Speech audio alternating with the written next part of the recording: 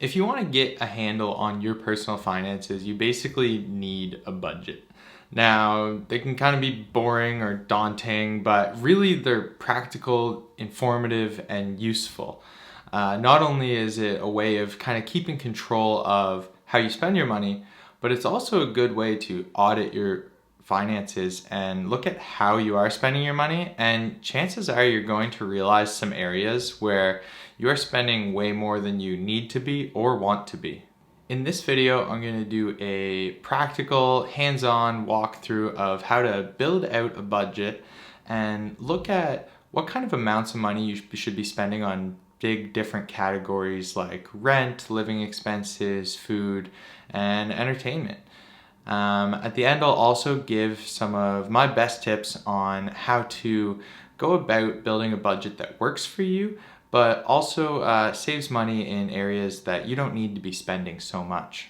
My name's Marcus Rogers, and this is the Learn Wealth YouTube channel, where we cover personal finance and investing. If you're new to the channel, please consider subscribing. I like to look at a budget as basically an income statement showing how much you're making and what you're spending it on. And at the end of the day, kind of like in a business, are you running a profitable life, so to say? Or are you losing money every month? And if you are, that needs to be addressed. And the budget is a great tool for doing that because you're actually going to look at the breakdown of where that's being spent. Now, the first thing you're going to need to do is go into Excel or Google Sheets, whatever you're using. I happen to be using Google Sheets today. And right at the top, make a title, budget, and like any good financial statement, you're going to want to put a date on it so that when you come back to this month after month, you're going to be able to look and see how this has changed over time. The first few big buckets that we'll break out are income, savings, and expenses. Now, income is going to be if you have a job, that's how much pay you're getting on it with a salary. If you have a second job, you can put that in there, some sort of side hustle. If you do a little bit of work on the sides or every other weekend, you're going to want to put all those in there into the income. Next up is savings, and I do put savings before expenses to remind myself to pay myself first. Anytime I make money, it passes down through savings before it even gets to hit expenses. You could be saving for any number of things at a given time, but I think what's really important is that you break those out into separate lines and separate sub-accounts within your bank account so that you really have a handle on how much money is being allocated towards what. At this point, if you haven't already started an Excel sheet or Google spreadsheet, I would encourage you to do so as we're going to start filling some of them in. So going up to the top in income, when you look at your income coming in, let's say you make $50,000 a year from your job. You divide that by 26 pay periods and you're going to get about $1,900 each 2 weeks. Now, you don't see $1,900 actually hit your bank account. That's the gross amount.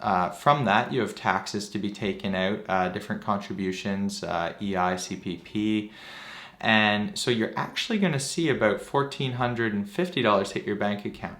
So whatever that number is, that actual net amount that you get, I want you to put that into the spreadsheet as income. So $1,450, there's usually 2 pay periods in a month.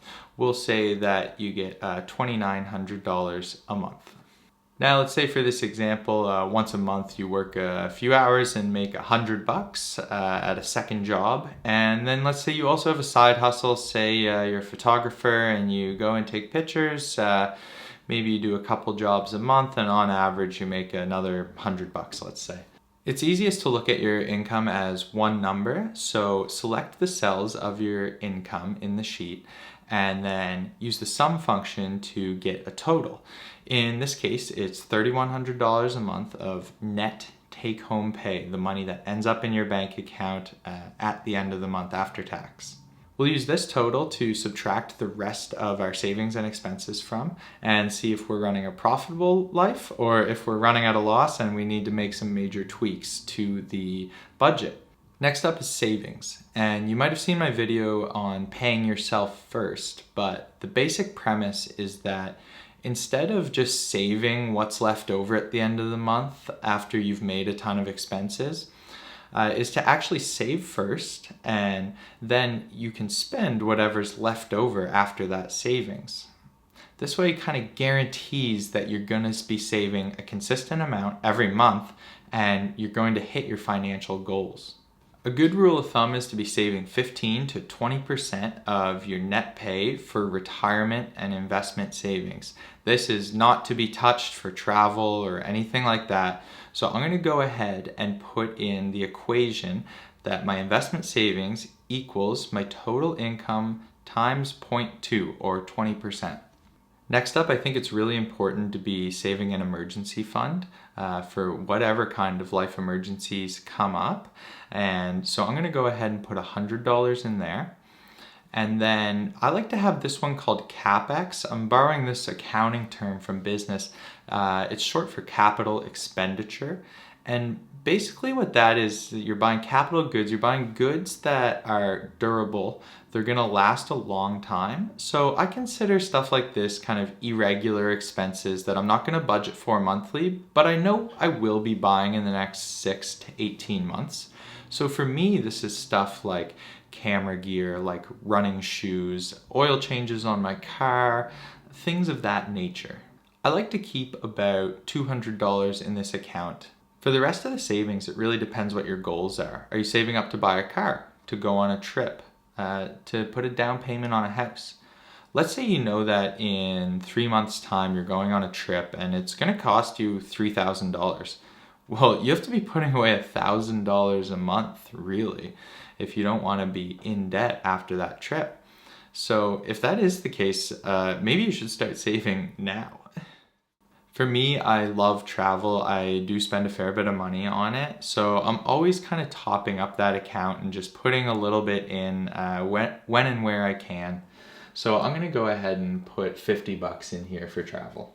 So like income, we're going to sum up the total of what we are saving. Now for the expenses. I like to order the expenses with my fixed expenses first.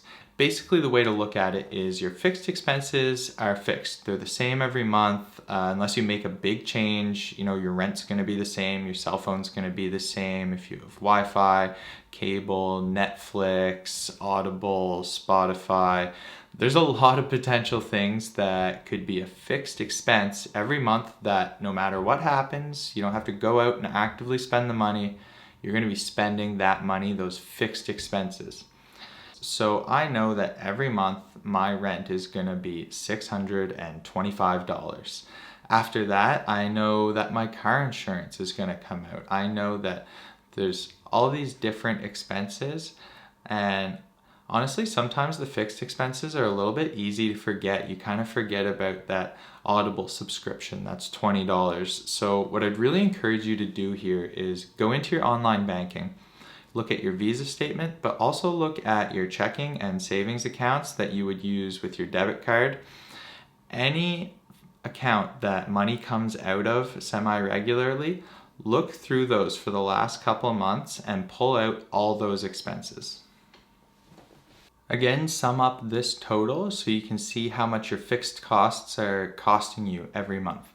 Now, variable expenses, you have a little bit more control over month to month.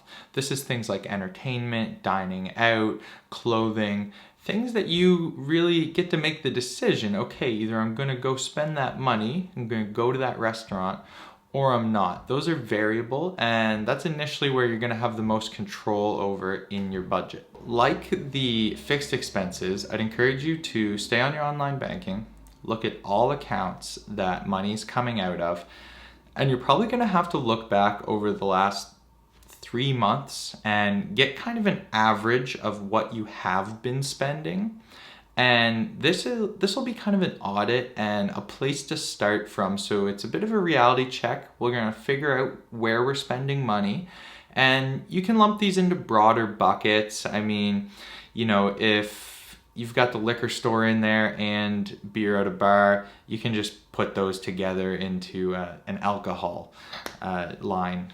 Likewise for entertainment, if you're going out to sports games, if you're going skiing, if you're going to the movies, those don't really each need a separate line item, and you can lump them all together into entertainment.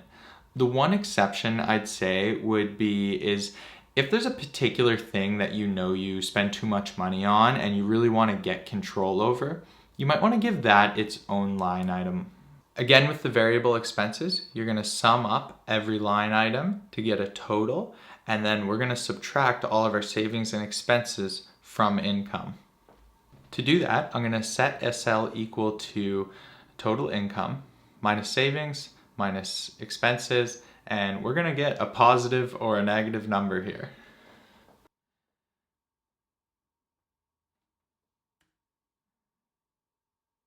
So in this example, we have over $600 left at the end of the month. That's great. But I made up these numbers, and in reality, there's a lot more expenses that happen in life. $50 or $60 for dining out, or $50 or $60 for beer and alcohol. You could easily be spending a lot more than that.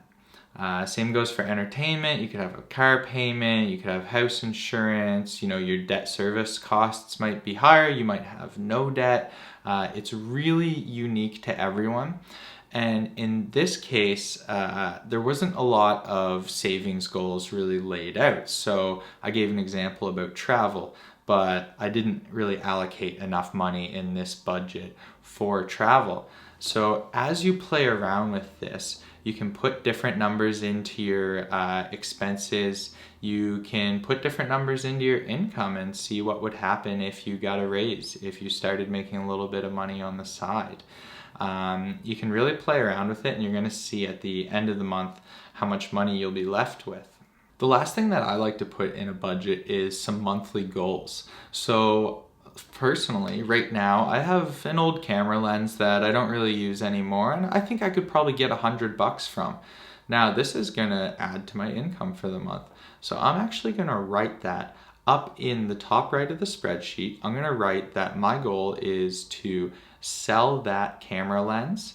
I'm also gonna write that I'm not gonna spend more than $40 on eating out for lunch. I hope this was helpful for you to make a simple budget that can help you get a handle on your finances. And if you thought so, please give the video a thumbs up. If you want to see more videos like this, please consider subscribing by hitting the button down below. Now, I'd like to get into a few tips that I have and that I use for saving a little bit of extra money every month and really making sure that my budget is helping me achieve my financial goals. A big key to successfully using your budget is going back at the end of the month and auditing yourself and looking at your bank statements and seeing how much money you actually spent on the different line items. So let's say you only allocated a little bit of money towards dining out, but it turns out that you actually love going out for lunch with colleagues one day a week, and then you also love date night once a month. And this can add up pretty quick.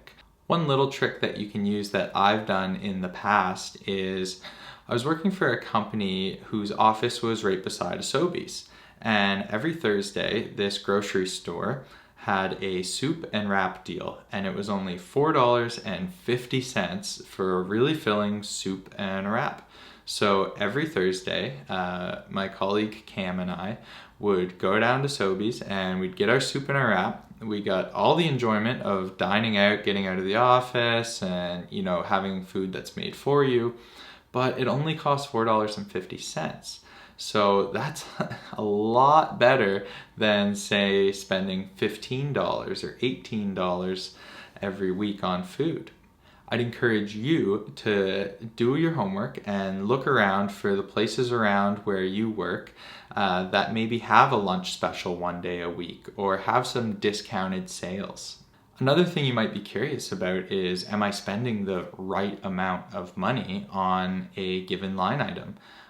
So it really depends where you live. If you live in Toronto or Vancouver, New York, your rent is going to be really high. Where I am in New Brunswick, Canada, rent's pretty affordable and I live with someone, so it's really not that bad. But as a rule of thumb, you shouldn't be spending more than 25% of your net income on your house or your apartment. You should be saving 15 to 20% of your net income for retirement savings. That is not travel savings or anything. That is putting away to have a happy and healthy retirement. Next up, you should be spending about 30% of your income on your fixed expenses or your needs, and then about 20% on your wants or your variable expenses. Now, it really depends what you put in which bucket. Another way to break it up that's pretty common is what people call the 50-30-20 rule. So 50% should be spent on your needs. 30% should be spent on your wants and 20% on your savings. Again, it depends what you kind of put in those different buckets, but they're pretty helpful rules of thumb. Again, I hope you did get a lot out of this video. I know it's just a basic budget. There's lots in there that's not covered. If you're making different amounts of money, then it's going to change a fair bit. But I think it's a good basic groundwork to start from, and what gets measured gets managed. So knowing the numbers, knowing what's going on, good, bad, or ugly, it's a place to start from and a place to grow from. So with that in mind, just be diligent and thoughtful about your expenses, keep checking back in on the budget, and you will end up in a better financial place because of it. Thanks for watching and have a great day.